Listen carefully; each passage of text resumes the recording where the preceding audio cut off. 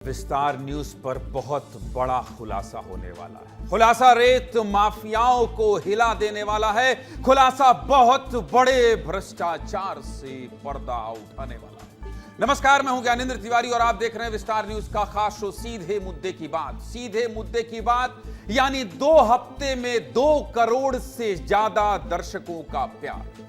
मध्य प्रदेश छत्तीसगढ़ ही नहीं, अब तो देश में सबसे ज्यादा देखा जाने वाला शो आपने सीधे मुद्दे की बात को बना दिया है। सीधे मुद्दे की बात को बना दिया, इसलिए बार बार हाथ जोड़कर आपका शुक्रिया अदा कर रहा हूं, आपका धन्यवाद ज्ञापित कर रहा हूं और आपके सामने नतमस्तक हो रहा हूं।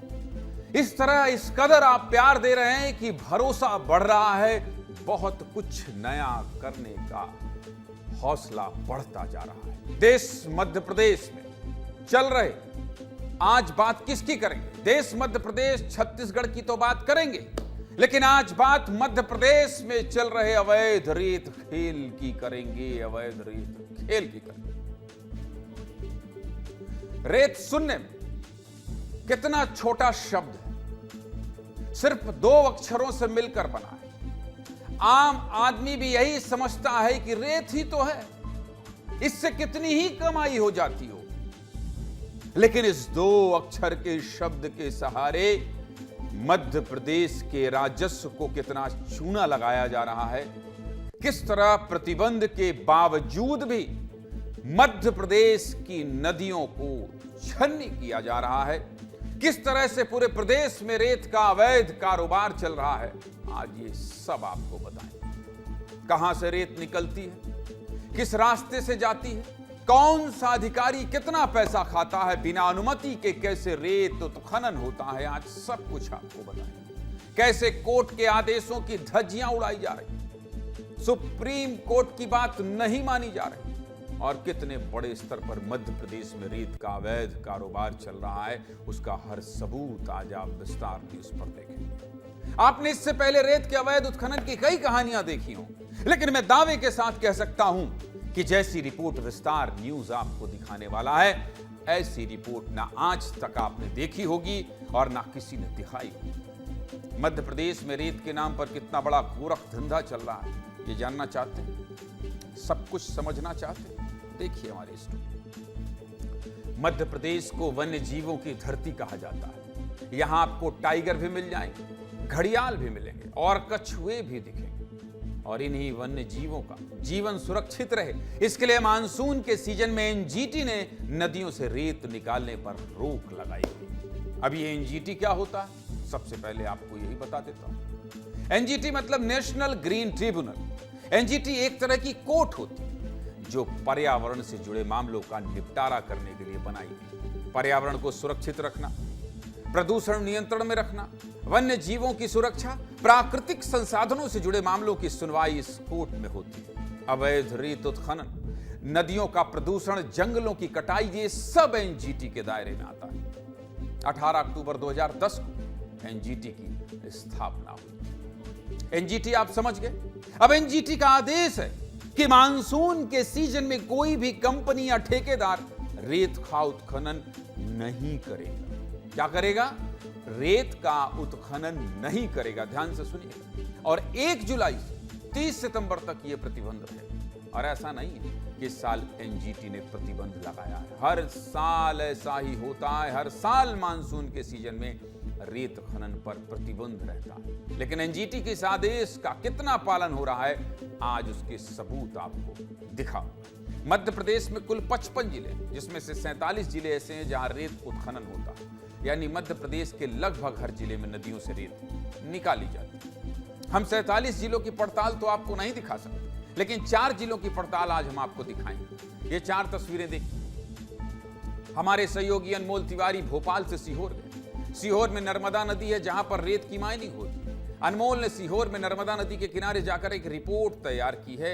अनमोल के अलावा हमारे सहयोगी दुर्गेश साहू ने भी जबलपुर से नर्मदा नदी के किनारे से रेत के अवैध कारोबार का पूरा सच दिखाया। इसके अलावा दुर्गेश मंडला और शहडोल भी है, और यहां से भी रेत के अवैध कारोबार की हर एक परत को खोलने की कोशिश की। और विस्तार न्यूज के ये सहयोगी उन इलाकों में भी पहुंचे हैं जहां पहुंचने से पहले प्रशासन भी 100 बार सोचता है। और इन सहयोगियों ने अपनी जान जोखिम में डालकर, कोट कर रहा हूं एक बार फिर से, अपनी जान जोखिम में डालकर, क्योंकि यहां पहुंचना यानी रेत माफियाओं के निशाने में आ जाना। और जब हमारे सहयोगी यहां पहुंचे थे तो अलग अलग गाड़ियों से इनकी रेकी की जा रही थी, लेकिन जान जोखिम में डालकर आपके लिए रिपोर्ट तैयार की। सब कुछ आपको दिखाएंगे, लेकिन शुरुआत सीहोर से करें। अनमोल के सफर की शुरुआत भोपाल से होती है। अनमोल भोपाल से सीहोर के लिए निकलते हैं और सबसे पहले सीहोर के भैरूदा तहसील जाते हैं, क्योंकि इस तहसील के कई गांव नर्मदा नदी के किनारे बसे। नर्मदा नदी आप समझ रहे हैं, जैसे जैसे अनमोल का माइक और कैमरा इन गांवों के अंदर जाता है तो गांव की छोटी छोटी सड़क पर उन्हें रेत से भरे कई ट्रैक्टर, ट्रॉली मिलते हैं। और इन तस्वीरों से यह बात तो साफ हो जाती है कि कोर्ट के प्रतिबंध के बावजूद भी सीहोर में रेत की अवैध माइनिंग की जा रही है, अवैध माइनिंग की जा रही है। इसके बाद अनमोल की गाड़ी नर्मदा के घाटों पर पहुंचती है और घाट पर अनमोल का कैमरा क्या देखता है, सबसे पहले यही आपको दिखाना चाहता हूं। देखिए क्या देखता है, किस तरह से जेसीबी की सहारे रेत निकाली जा रही है, नदी से रेत निकाली जा रही है। ये सब कुछ अनमोल की रिपोर्ट में दिखा है, इसलिए अनमोल की रिपोर्ट आपको देखना चाहिए। दिखाऊंगा। देखा आपने किस तरह से नदी के किनारे एक जेसीबी खड़ी है, पास में एक नाव है जिसमें रेत भरा है और जेसीबी की मदद से नाव से रेत निकाला जा रहा है। इसके बाद क्या होता है वो भी आपको दिखाते हैं। ये तस्वीर देखिए, नदी के अंदर एक ट्रैक्टर खड़ा है, पास में 2 नाव और जेसीबी की मदद से नाव से रेत निकालकर ट्रैक्टर में लोड की जा रही है। तस्वीरें खुद ब खुद गवाही दे रही हैं कि इन रेत माफियाओं में कानून का कोई डर नहीं, खुलेआम बिना किसी डरे रेत की माइनिंग की जा रही है, बिना किसी से डरे रेत की माइनिंग की जा रही है। अब नदी के अंदर से रेत निकाली कैसे जा रही है, नाव में रेत कौन भर रहा है, चलिए ये भी आपको दिखाते हैं। अभी आपने जो नाव देखी, उसी नाव के जरिए नदी के अंदर से रेत निकाली जाती है। ये नाव नदी के बीच में जाती है, नाव में कुछ मजदूर होते हैं, वो मजदूर बाल्टियों की मदद से नदी के अंदर जाकर रेत निकालते हैं और फिर नाव में रेत भरते हैं। और इसके सबूत आप मेरे बगल में देख सकते हैं। और ऐसा नहीं है कि इस काम में 1 या 2 नाव लगी रहती है, ऐसा बिल्कुल नहीं। ये तस्वीर देखिए, आपको कितनी नाव नजर आ रही है, 1 2 3 4, कितनी नाव, 12 से ज्यादा नाव है। और ये तो सिर्फ एक तस्वीर है, ऐसे हजारों नाव नर्मदा नदी में चल रही है और इन सब नाव में मजदूर भरे रहते हैं जो दिन के हिसाब से पैसे लेते हैं और इसी तरह बाल्टियों से रेत भर भर के किनारे लाते हैं। जब नाव किनारे आ जाती है उसके बाद क्या होता है, उसकी तस्वीर आप मेरे बगल में देख सकते हैं। देखिए कितनी बड़ी संख्या में घाट किनारे जेसीबी मशीनें और ट्रैक्टर खड़े हुए, देखिए जिनमें हजारों घन मीटर रेत भरा जा रहा है। पहले नर्मदा नदी के किनारे से अनमोल की एक रिपोर्ट आपको दिखाता हूं, ऐसी कई रिपोर्ट है आज विस्तार न्यूज के पास। पहले आप अनमोल की रिपोर्ट।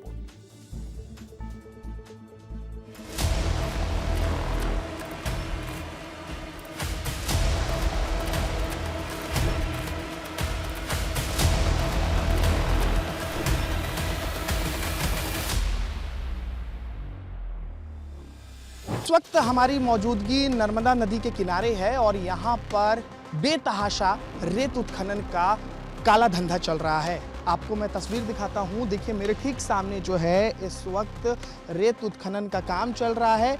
अवैध रूप से यहाँ पर रेत माफियाओं के द्वारा उत्खनन का काम किया जा रहा है। आप ये तस्वीर देखिए, ये नर्मदा नदी आपको दिखाई दे रही है और नदी के कोख से किस तरीके से अवैध रूप से रेत निकाला जा रहा है उसका जीता जागता यह तस्वीर है। कि लाइन से यहाँ पर ट्रैक्टर लगा हुआ आपको दिखाई दे रहा है, लाइन से यहाँ पर आपको मशीनें दिखाई दे रही है, पोकलेन मशीन, जेसीबी मशीन यहाँ पर आपको दिखाई दे रही है, जिसके जरिए रेत माफिया यहाँ से अवैध रूप से रेत निकाल रहे हैं और उसके बाद परिवहन कर रहे हैं। देखिए यहाँ पर कई आपको नावें दिखाई देंगी, क्योंकि पानी चूंकि भरा हुआ है नदी में, तो नावों के जरिए भी नदी के बीचों बीच से रेत निकालने का काम यहाँ पर माफियाओं द्वारा किया जा रहा है। माफियाओं के हौसले इतने बुलंद है कि दिन दहाड़े इस पूरे वारदात को अंजाम दिया जा रहा है।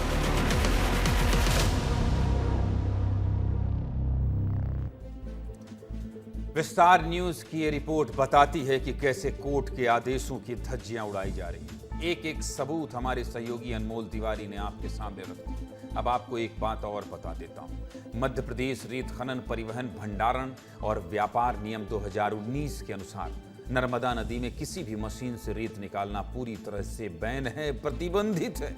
यानी जेसीबी, नाव, ट्रैक्टर, इनमें से किसी भी मशीन से रेत कंपनियां नर्मदा नदी से रेत नहीं निकाल सकती। ये कानून के खिलाफ। इस नियम के तहत केवल हाथों से रेत निकालने की अनुमति है। अब आप सोच लीजिए, यानी हर नियम सिरे से नकारा जा रहा। अवैध कारोबार का खेल कैसे चलाया जाता है, इसका भी परत दर परत खुलासा करना बाकी। अनमोल की एक और रिपोर्ट दिखाता हूं, आप पूरा खेल समझ जाएं। दिखाइए।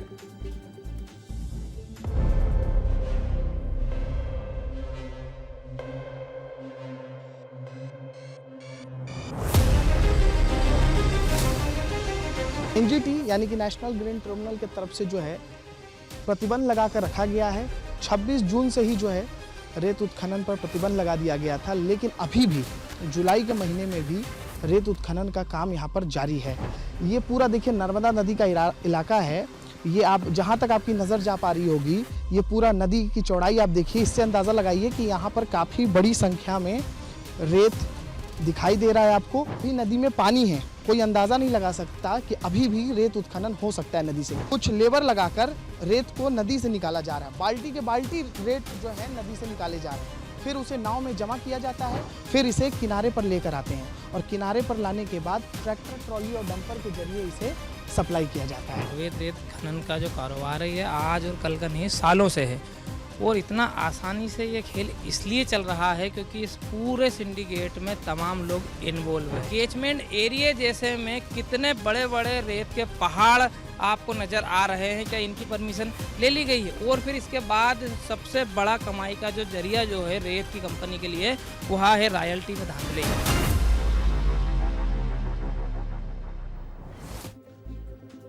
अब रेत कैसे निकलता है वो आपने समझ लिया। इसके बाद ये रेत घाट के पास बने डंपिंग यार्ड में रखा जाता है, जिसकी ड्रोन तस्वीरें आप मेरे बगल में देख रहे हैं ना। देखिए कैसे घाट किनारे बिना किसी डर के इन रेत माफियाओं ने अपना स्टॉक जमा रखा। न कोई देखने वाला है, न कोई पूछने वाला। अच्छा, इसमें भी एक फर्जीवाड़ा होता है। मान लीजिए रेत माइनिंग करने वाली कंपनी ने 4 एकड़ जमीन डंपिंग यार्ड के लिए किराए पर ली और खनिज विभाग की तरफ से भी सिर्फ 4 एकड़ ये में डंपिंग यार्ड बनाने की अनुमति मिली। लेकिन ये रेत माफिया क्या करते हैं, 4 एकड़ की जगह 12 एकड़ में अपना डंपिंग यार्ड बना लेते हैं, यानी अवैध कब्जा कर लेते हैं। इस डंपिंग यार्ड से भी अनमोल ने एक रिपोर्ट भेजी है, आपको वो भी दिखाता हूं। देखिए। इस वक्त नर्मदा नदी के कैचमेंट एरिया में खड़ा हूँ। एनजीटी के रोक के बावजूद रेत माफियाओं द्वारा रेत उत्खनन किया गया।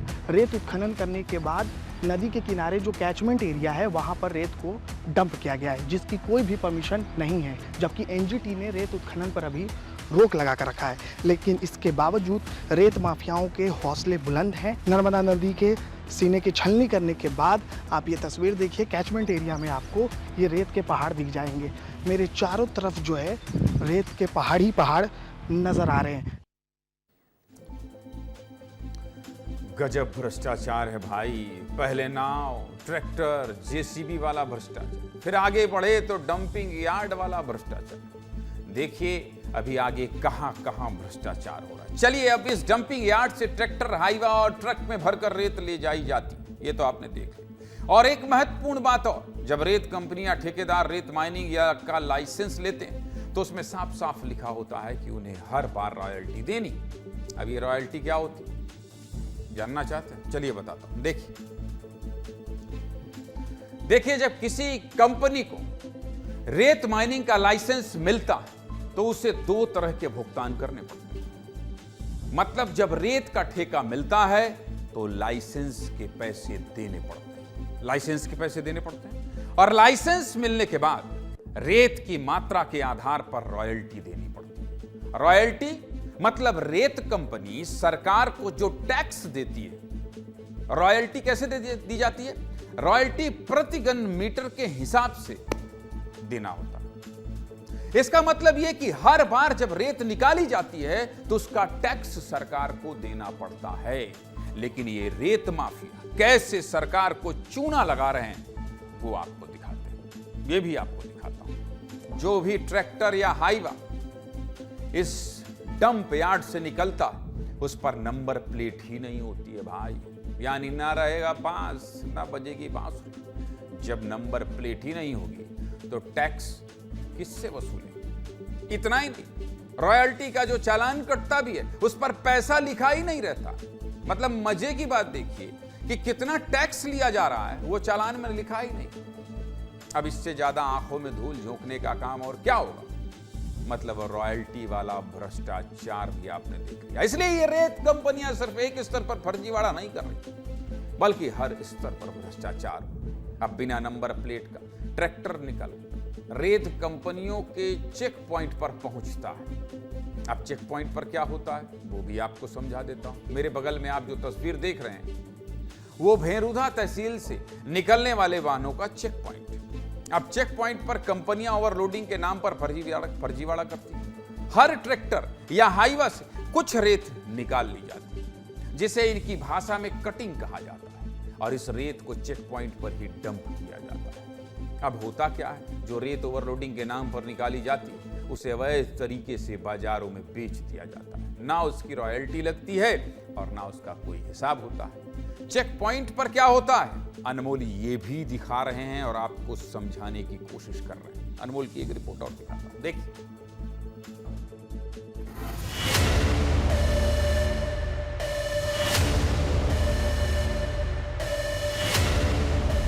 सीहोर भैरुंदा स्टेट हाईवे पर रेत के लिए चेकिंग पोस्ट बनाया गया है। आपको मैं तस्वीर दिखाता हूं कि ये देखिए मेरे पीछे जो है चेक पोस्ट है जहां पर जो भी डंपर और ट्रैक्टर गुजरते हैं तो यहाँ देखिए चेक किया जाता है।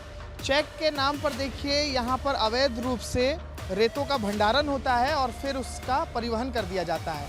आप देखिए चेक पोस्ट पर जैसे ही ट्रैक्टर और डंपर पहुँचते हैं तो उन्हें कहा जाता है कि ट्रैक्टर और ट्रॉली में एक्स्ट्रा रेत है, ओवरलोडेड है। इसके नाम पर जो है रेत को काट लिया जाता है। काटने का मतलब रेत को निकलवा कर यहाँ पर इकट्ठा करवा लिया जाता है। फिर इकट्ठा करने के बाद देखिए आप अभी हम लाइव तस्वीरें हम आपको दिखा रहे हैं कि इसे जेसीबी मशीन के जरिए ट्रॉली में लोड करवाया जाता है और फिर इसे अवैध रूप से बेच दिया जाता है। इसका कोई भी रॉयल्टी का हिसाब किताब सरकारी रिकॉर्ड में नहीं होता है। ये दरअसल जो कंपनी है जिसको ठेका मिला हुआ है वो इस पूरे काले कारनामे को अंजाम देती है। चेक पॉइंट तक कैसे कैसे भ्रष्टाचार हुआ वो अनमोल ने आपको समझा दिया।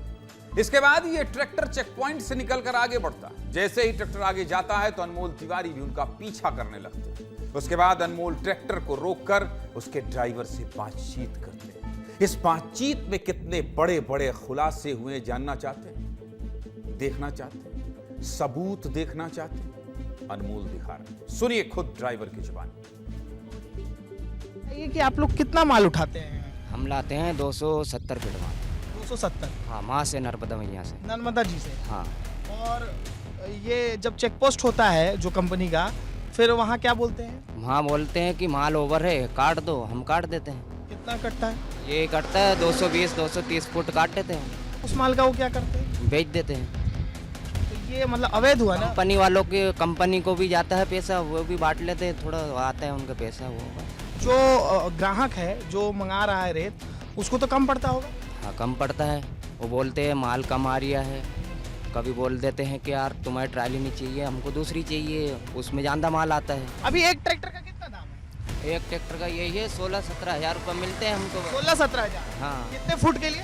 ये है 250 फुट। 250 फुट। और कट कुट के जो है मतलब ग्राहक के पास 230-200 वहाँ तक जाने के लिए हो जाता है वो 240-230। ग्राहक तो बोलता होगा बार बार? हाँ, वो तो बोलेंगे, पैसा कम कर देते हैं वहाँ पे हमारा।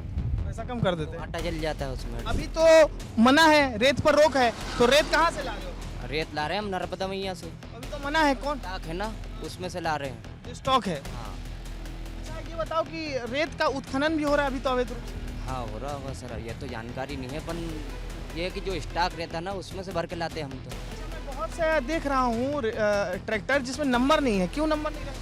नंबर ये सर नहीं रहते, वो WR वाले हैं, WR मतलब बिना रॉयल्टी के।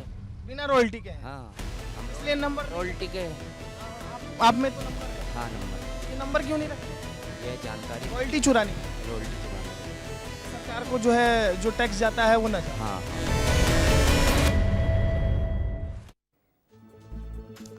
ड्राइवर ने सब बता दिया भैया, कैसे ओवरलोडिंग के नाम पर हर वाहन से रेत निकाला जाता, कैसे एनजीटी के आदेश के बावजूद ये कारोबार चलाया जाता है, सब बता दिया। 4000 का रेत अवैध तरीके से 16-17 हजार ट्रॉली ट्रैक्टर में बेची जाती है। रेत माफिया और रेत कंपनी अपनी मर्जी के मुताबिक दाम तय करते हैं। मान लीजिए एक रेत की ट्रॉली का दाम 4000 रुपए, तो वही ट्रॉली अब 17,000 रुपए में बेची जा रही है। आज की तारीख जिले के अंदर रेत के एक हाईवा की कीमत 70 हजार रुपए है, यानी मनमाने दाम जनता से वसूले जा रहे हैं और कोई सवाल पूछने वाला नहीं। ड्राइवर से बातचीत करने के बाद अनमोल भैरूदा तहसील के अलग अलग गांव में जाते हैं। इन गांवों में भी अनमोल को हर सड़क से रेत से भरे ट्रैक्टर और हाईवा गुजरते हुए दिखाई देते हैं। इसका मतलब यह है कि रॉयल्टी और पुलिस से बचने के लिए वाहन गांवों की सड़कों का इस्तेमाल करते हैं, क्योंकि मेन रोड से जाएंगे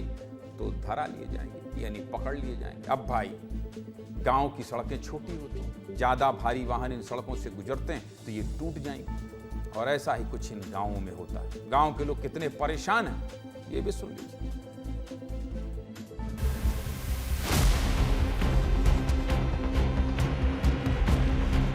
रोड पे गाड़ी चलने में दिक्कत आती है, बीच में बहुत सारा गैप आ गया है, और इसी गैप के कारण हमारे चाचा का भी एक्सीडेंट भी होगा था 3 दिन पहले। भैया कई रोड ही खराब हो रही है, हमारा तो निकलने का ही बेला पड़ रही है, ऐसा कर दियो कचर कचर सामने सब। आदमी को आदमी नहीं समझ रहा है, वो तो आदमी मार रहे हैं, मवेशी मार रहे हैं। अभी 3-4 एक्सीडेंट हो गए। और इनकी स्पीड कम की जाए, जहाँ बसी का वहाँ थोड़ी धीरे चले और साउंड कम बजाए। अब यहाँ पे सामने स्कूल है, पूरी रेवासी क्षेत्र है, इसमें थोड़े धीरे चले जाए। बहुत स्पीड चलते, कोई रोके तो मानते नहीं है, रोक पाए कोई होने वाला। चलिए भाई साहब, ये तो सीहोर के एक इलाके की तस्वीर आपने देखी। अब आपको सीहोर के छिंदगांव लिए चलते हैं, जिसे सीहोर का सबसे खतरनाक इलाका माना जाता है। अगर इस गांव में आप गाड़ी से जाएंगे तो गांव के लोग समझ जाएंगे कि या तो आप पत्रकार हैं या फिर कोई अधिकारी, और लोग आपको गांव में घुसने ही नहीं देंगे। लेकिन फिर भी हमारे सहयोगी इसीलिए अनमोल ने अपनी गाड़ी छोड़ दी और बाइक पर सवार होकर छिंदगांव पहुंच गए। अब अनमोल ने छिंदगांव में क्या देखा, आपको ये भी दिखाता हूं। अनमोल ने देखा कि गांव के हर घर में ट्रैक्टर या हाईवा खड़ा, हर घर में रेत का स्टॉक रखा हुआ, यानी इस गांव में भी एनजीटी के आदेश के बावजूद रेत का अवैध कारोबार चल रहा है। गांव से निकलने के बाद जब अनमोल नर्मदा नदी के घाट पर पहुंचे तो यहां भी उन्होंने वही देखा जो भैरूदा में देखा था, यानी यहां भी नाव के सहारे नदी के अंदर से रेत निकाली जा रही थी। इस गांव से भी अनमोल की एक रिपोर्ट आपको दिखा देता हूं, फिर जिलों की बात करेंगे जो दूसरे जिलों से रिपोर्ट हमने बनाई है। देखिए, रेत माफियाओं का काला कारनामा दिखाने हम आज सीहोर के छिंदगांव जा रहे हैं, क्योंकि हमें मालूम हुआ है कि छिंदगांव में बहुत बड़े स्तर पर अवैध रेत खनन हो रहा है। नर्मदा जी से रेत निकाला जा रहा है और फिर उसे अवैध रूप से बेचा जा रहा है। ये नर्मदा जी हैं, ये नर्मदा जी हैं, बहुत पवित्र हैं नर्मदा जी। कहा जाता है कि इनको सिर्फ छूने मात्र से ही जो है पुण्य मिलता है। नर्मदा जी उफान पर हैं अपने, पानी का जल स्तर काफ़ी बढ़ा हुआ है, लेकिन देखिए पापी लोग जो हैं, मैं पापी इसलिए बोल रहा हूँ क्योंकि ये रेत माफिया हैं। ऐसे पापी जो हैं जल स्तर बढ़ने के बाद भी नर्मदा नदी में सक्रिय आपको दिखाई दे रहे हैं रेत उत्खनन करने के लिए, और बहुत बड़ी मात्रा में रेत उत्खनन यहाँ पर किया जा रहा है अवैध रूप से। तस्वीरें और रिपोर्ट आपने देख ली। अब यही तस्वीरें हमने सीहोर के एसडीएम, देख रहे हैं ड्रोन का कैसे विजुअल चल रहा है मेरे बगल, सब कुछ हमने कैमरे में कैद। यही तस्वीरें हमने सीहोर के एसडीएम सुधीर कुशवाहा को दिखाई। एसडीएम सुधीर कुशवाहा से पूछा कि भाई एनजीटी के आदेश का पालन करना तो प्रशासन का काम, फिर आप क्या कर रहे हैं? सुनिए एसडीएम साहब ने क्या जवाब दिया।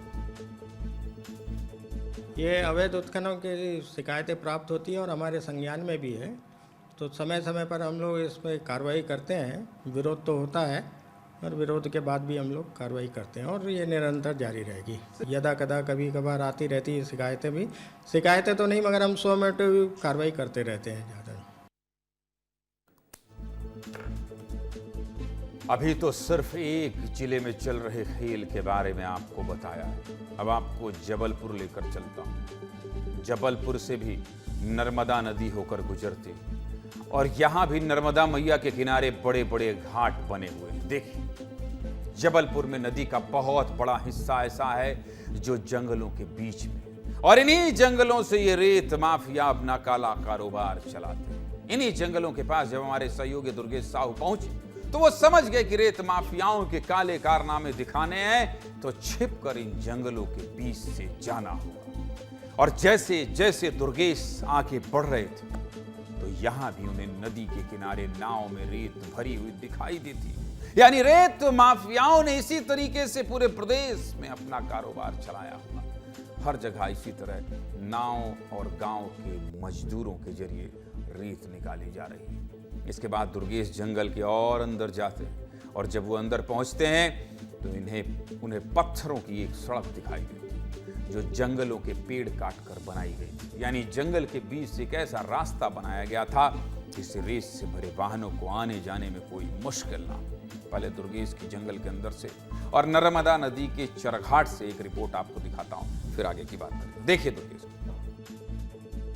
मैं जो नज़ारे आपको दिखाने जा रहा हूँ ये नज़ारे अमूमन कभी देखने को नहीं मिलते हैं। मैं इस वक्त चार घाट जो जबलपुर के गौर क्षेत्र में आता है और मेरे पीछे ये आप नर्मदा नदी देखेंगे, जिस नर्मदा नदी में रेत उत्खनन, अवैध उत्खनन पूरी तरीके से प्रतिबंधित है। लेकिन इसी नदी की रेत जो है यहाँ बेधड़क निकाली जा रही है और ये तब निकाली जा रही है जब मध्य प्रदेश में रेत के उत्खनन पर रोक लगी हुई है। नज़ारा देखेंगे यहाँ पर तो किस तरीके से यहाँ पर जो लोग हैं, जो ग्रामीण हैं, जो मुझे यहाँ नज़र आ रहे हैं वो मजदूर हैं और मजदूर जो है यहाँ पर आकर किश्ती से यानी कि नाव के ज़रिए बीच नदी से रेत निकाल रहा है। यहाँ पर आप ट्रैक्टर एक मुझे नज़र आ रहा है और ट्रैक्टर में भरकर वो जो रेत है वो भरकर यहाँ से ले जाई जाएगी। अमूमन ऐसे घाटों से रेत निकालने के लिए जो ठेकेदार होते हैं वो गलत रास्ते पर अपना एक अवैध रास्ता बना देते हैं। यानी कि इस वक्त आप जो घाट जिस जगह से हमने आपको ग्राउंड रिपोर्ट दिखाई कि कैसे किश्ती से रेत निकाली जा रही थी, उस रेत को सड़क तक लाने के लिए इस तरह की एक रोड बनाई जाती है। ये रोड कोई स्वीकृत रोड नहीं है, ये कोई रोड है ही नहीं। यहाँ पर सरकारी ज़मीन है और सरकारी ज़मीन पर ये रोड तैयार कर ली गई जिसमें बाकायदा बजरी डाली गई है। यानी कि इसमें रोड में जो ट्रैक्टर हैं, जो ट्रॉली है, वो आसानी से यहाँ से निकल कर सड़क तक पहुँच जाए। इस सड़क से आगे बढ़ने के बाद दुर्गेश उन्हीं उबड़ खाबड़ रास्तों से चलकर जबलपुर के नंदिया घाट पहुंचते। यहाँ पर रेत के छोटे छोटे टीले थे और आसपास कुछ मजदूर बैठे थे। इन मजदूरों से जब दुर्गेश ने पूछा कि भाई इस इलाके में क्या रेत का अवैध कारोबार हो रहा है, तो सुनिए मजदूरों ने क्या जवाब दिया। रेत खनन की ग्राउंड रिपोर्टिंग के दौरान हम उस जगह पर पहुंच गए हैं जहां पर बड़ी संख्या में रेत निकाली जाती है। ये नांदिया घाट कहलाता है और ये नर्मदा नदी है जहां पर आप देखेंगे कि जगह जगह आपको छोटे छोटे टीले नजर आएंगे। ये टीले इसी बात की निशानी है कि यहाँ से रेत निकाली जाती है। ये रेत बिल्कुल मतलब ये देखिए ये नदी है और ये रेत का स्टॉक है और ये नर्मदा जी की रेत है जो यहाँ पर स्टॉक करके रखी गई है। और इस समय कुछ ग्रामीण लोग नजर आए। भैया सुनो ना, सुनो, क्या नाम है आपका? दीपक भाई ये बताओ, या आप लोग सब इसी गांव के, कितना पैसा मिलता है, रोजगार मिलता है ना यहाँ पे? हमको मिलता है तो 300 रुपये दिन। 300 रुपये दिन ये रेत निकालने के लिए? नहीं, अभी रेत निकालते हैं, हमें मजदूरी मिलती है। रेत की मजदूरी मिलती है? रेत निकालने की कितनी मजदूरी मिलती है? 300 रुपया। 300 रुपये। 300 रुपये की जान जोखिम में डालते हो आप लोग, पानी में डालते हो? हम नहीं घुसते पानी के अंदर। तरीका पर बता दो कैसे निकालते हैं लोग जीरो। हाँ, अंदर को उसको किश्ती वाला आ रहा है उसको। जबलपुर में भी आपने देखा कि कैसे रेत उत्खनन हो रहा। 2 जिलों की तस्वीर आपने देख ली। अब बात मंडला की करते हैं, जहां पर हमारे सहयोगी दुर्गेश साहू और राजकुमार बघेल ने पड़ताल की। मंडला जिले से बंजर नदी होकर गुजरती और इस बंजर नदी के किनारे भी दुर्गेश ने वही देखा जो सीहोर और जबलपुर में हो रहा था। मंडला के टिकरापारा गांव में भी दुर्गेश को हर घर में रेत का स्टॉक दिखाई दिया। सड़कों के किनारे रेत पड़ा हुआ दिखाई दिया। यानी सीहोर की तरह यहां भी पूरे के पूरे गांव पर रेत माफियाओं का कब्जा है। इसके बाद जैसे जैसे दुर्गेश की गाड़ी आगे बढ़ती है, वैसे वैसे रेत के काले कारोबार की पोल खोलती जाती है। इसके बाद दुर्गेश बंजर नदी के किनारे पहुंचते हैं। दुर्गेश इस बात को जानते थे कि रेत माफिया छिप कर काम कर रहे हैं, इसलिए साधारण कैमरे से इन्हें पकड़ना लगभग नामुमकिन है। पहले बंजर नदी के किनारे से दुर्गेश की रिपोर्ट आपको दिखाता हूं, फिर आगे की बात करेंगे। देखिए।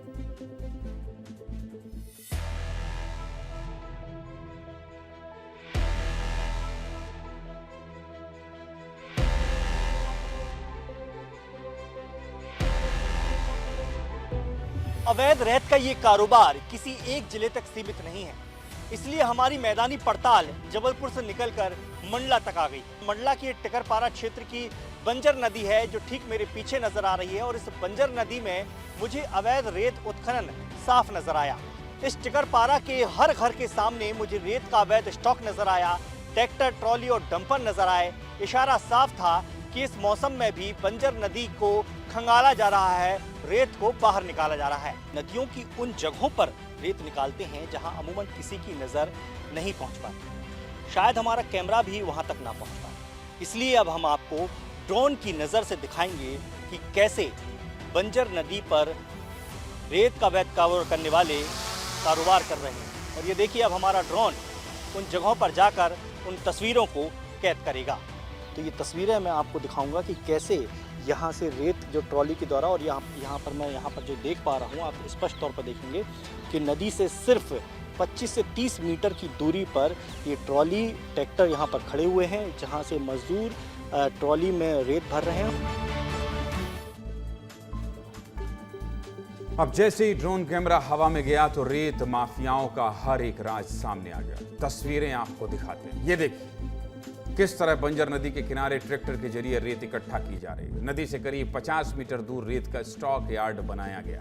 रेत से भरे ट्रैक्टर स्टॉक यार्ड से बाहर निकल रहे हैं। यानी मंडला में भी कोर्ट के आदेशों की अनदेखी की जा रही है। सरकार को धोखा दिया जा रहा है और बिना किसी चिंता और परमिशन के बंजर नदी से रेत निकाला जा रहा है। और ये रेत कितनी ज्यादा मात्रा में निकाला जा रहा है उसका सबूत भी आपको दिखाता हूँ। ये तस्वीर देखिए। नदी के किनारे कई हेक्टेयर जमीन पर रेत का डंपिंग यार्ड बनाया गया। चारों तरफ सिर्फ रेत की चट्टानें। और ये रेत माफिया ना तो इस रेत का कोई राजस्व देते हैं, ना इस रेत के बारे में किसी को जानकारी देते हैं, और ना नियमों के हिसाब से रेत बेचते हैं। यानी रेत भी अपनी मर्जी से निकालते हैं, दाम भी अपनी मर्जी से तय करते हैं, और बदले में कोई टैक्स भी नहीं देते हैं। बंजर नदी के किनारे से दुर्गेश की एक रिपोर्ट आपको दिखाता हूँ। देखिए।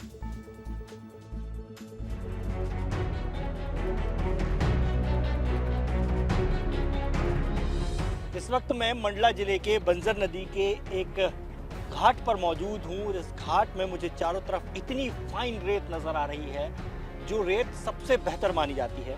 और ये देख सकते हैं कि मैं हाथ से अगर इस रेत को ऐसे उठाऊं तो ये आप देखेंगे कि बारिश के मौसम में जब नदियाँ का घाट का पानी नीचे उतरता है तो वो इस तरह की रेत जो छोड़कर जाता है, और यही रेत जो है सोना कहलाती है। अवैध रेत का कारोबार करने वाले इसी रेत पर डाका डालते हैं।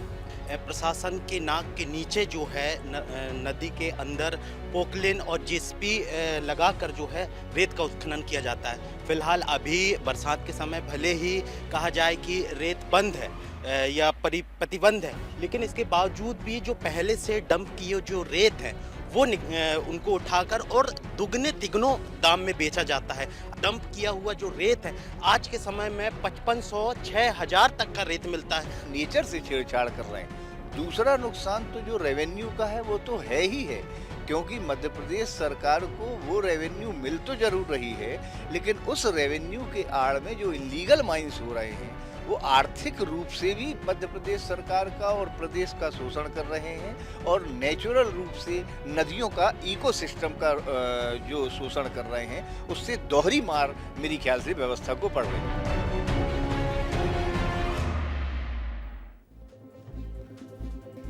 पूरा खेल आपने समझ लिया। अब आपको एक ऐसी तस्वीर दिखाता हूं जिसे देखकर आपको विश्वास हो जाएगा कि इन रेत माफियाओं को कानून और प्रशासन से बिल्कुल डर नहीं लगता। दरअसल मंडला जिला मध्य प्रदेश सरकार में मंत्री संपतिया उइके का गृह जिला है और जहां संपतिया उइके के घर के रास्ते का बोर्ड लगा है वहीं पर रेत माफियाओं ने रेत का स्टॉक यार्ड बना रखा है। यकीन नहीं होता तो दुर्गेश की रिपोर्ट दिखाता हूं, देखिए।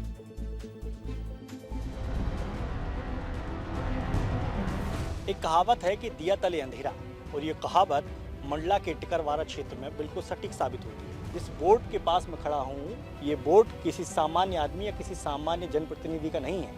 ये बोर्ड है मध्य प्रदेश की कैबिनेट मंत्री संपतिया उइके का, जो लोक स्वास्थ्य यांत्रिकी विभाग की मंत्री हैं। और इन मंत्री की बोर्ड के ठीक नीचे आप रेत का स्टॉक देखेंगे।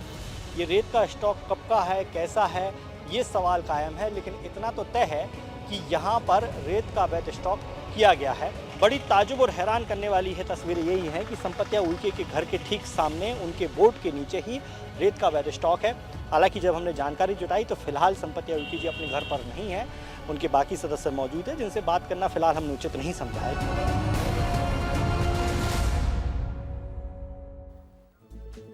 जहां संपतिया उइके के घर के रास्ते का बोर्ड लगा है वहीं पर रेत माफियाओं ने रेत का स्टॉक यार्ड बनाकर रखा। यकीन नहीं होता, मैंने आपको दिखा दी, देखा।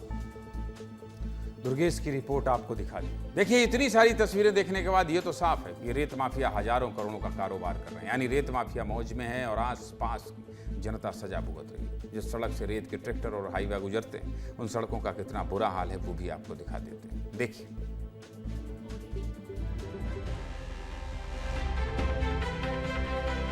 अब ये जिस रोड पर मैं मौजूद हूँ, इस रोड पर आप देखेंगे कि भारी भरकम डंपर इस समय गुजर रहा है और इन्हीं डंपर और ट्रैक्टर ट्रॉली की वजह से ये जो रोड जो है वो पूरी तरीके से ध्वस्त हो जाती है। बहुत ज़्यादा है, चलने में बहुत दिक्कत होती है। बहुत ज़्यादा हो रहा है परेशानी तो इधर पे पानी भर जाता है, कुछ दिखते ही नहीं है जाने में।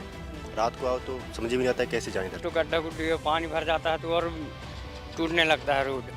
पानी भरा तो डंपर स्पीड में टूटने लगता है, वो जंपिंग बन जाता है वो। तो बिल्कुल आप देखेंगे यहाँ पर कि किस तरीके से जो लोग हैं वो परेशान हो रहे हैं। और यहाँ पर आप देखोगे कि ये मैं आपको दिखाऊंगा कि ये बीचों बीच का ये भाग है। ये देखिए, ये कितना बड़ा इसमें हालांकि पुराई की गई है, लेकिन डंपर की जो वजन है उसकी वजह से आप देखोगे कि पूरा की पूरी जो रोड है ये धंस गई है। रेत के डंपर तो बकायदा चलते हैं, ओवरलोड चलते हैं।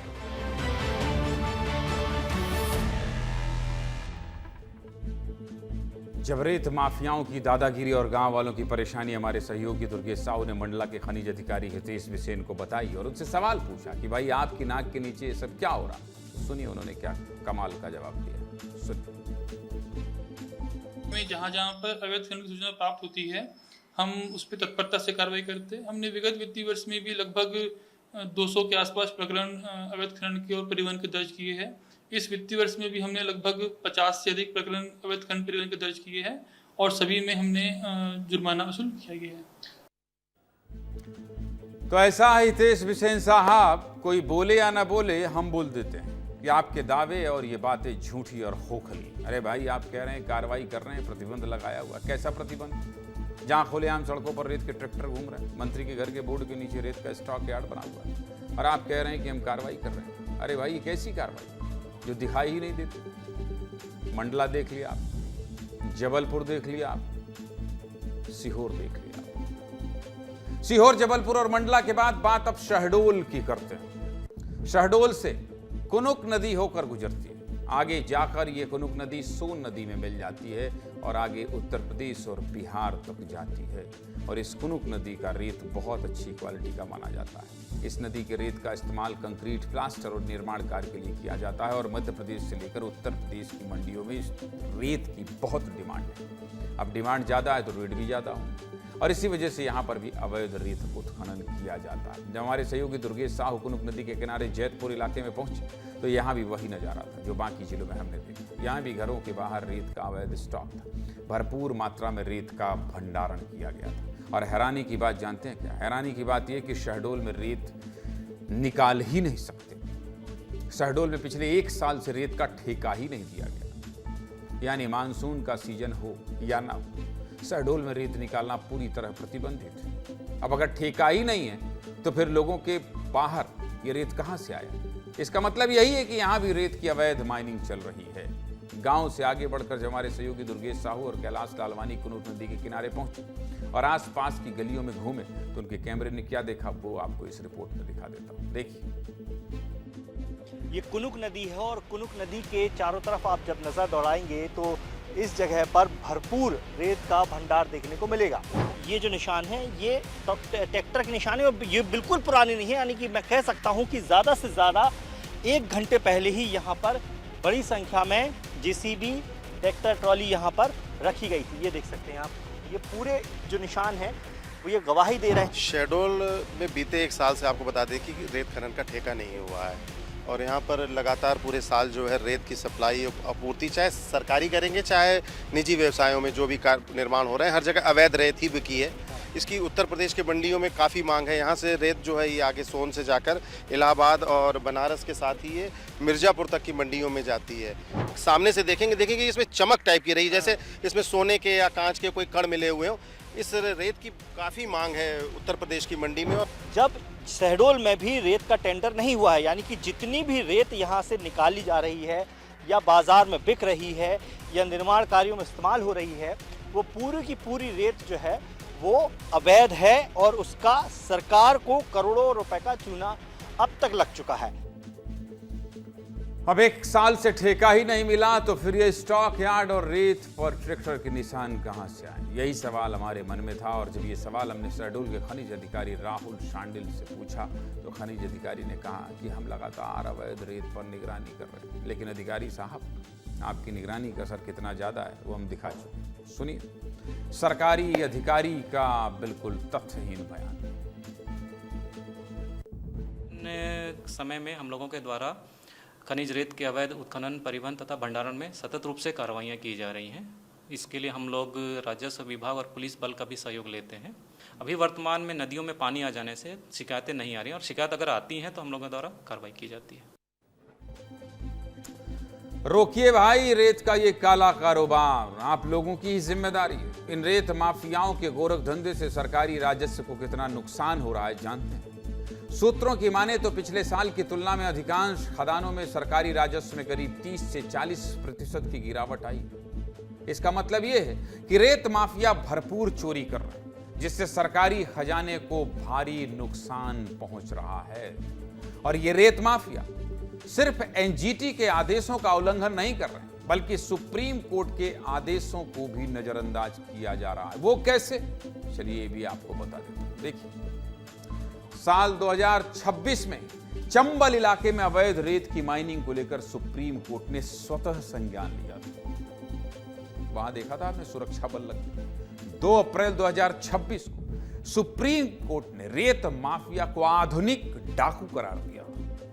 सुप्रीम कोर्ट ने कहा था कि इन रेत माफियाओं के पास पुलिस से बेहतर हथियार है और वो बिना किसी डर के काम कर रहे हैं। 17 अप्रैल 2026 को सुप्रीम कोर्ट ने मध्य प्रदेश, उत्तर प्रदेश और राजस्थान सरकार से कहा था कि अवैध रेत माइनिंग रोकिए, नहीं तो सीआरपीएफ को तैनात करना पड़ेगा। इसके बाद सुप्रीम कोर्ट ने यह भी कहा कि अवैध खनन के रास्तों और संवेदनशील नदी क्षेत्रों में सीसीटीवी कैमरे लगाए जाएं, वाहनों और मशीनों पर जीपीएस ट्रैकिंग हो, वाहन और मशीनरी तुरंत जब्त किए जाएं। सुप्रीम कोर्ट ने यह भी कहा कि केवल ड्राइवर पर कार्रवाई पर्याप्त नहीं है, असली माफिया, इन माफियाओं को पैसे पहुंचाने वाले फाइनेंसर और नेटवर्क तक पहुंचना जरूरी है। लेकिन सुप्रीम कोर्ट की इतनी टिप्पणियों के बाद भी हालात जस के तस, और इसीलिए कह रहा हूं, सीधे मुद्दे की बात यही है कि रेत के ऐसे काले कारोबार का सफेद और पूरा सच हमने आपको दिखा दिया, सबूत के साथ दिखाया है। किस तरह एनजीटी और सुप्रीम कोर्ट के आदेशों की अनदेखी हो रही है, उसके सभी सबूत आज विस्तार न्यूज ने दर्शकों के सामने रख दिए। अब जरूरत है कि इन सबूतों को देखने के बाद प्रशासन जागे और अवैध रेत माइनिंग और इन माफियाओं पर कार्रवाई। हम आपको आने वाले दिनों में और जिलों की खबर दिखाएंगे। हम बताएंगे कि मध्य प्रदेश के अलग अलग जिले और ऐसे कौन से जिले हैं जहां अभी भी अवैध रेत उत्खनन चल रहा है।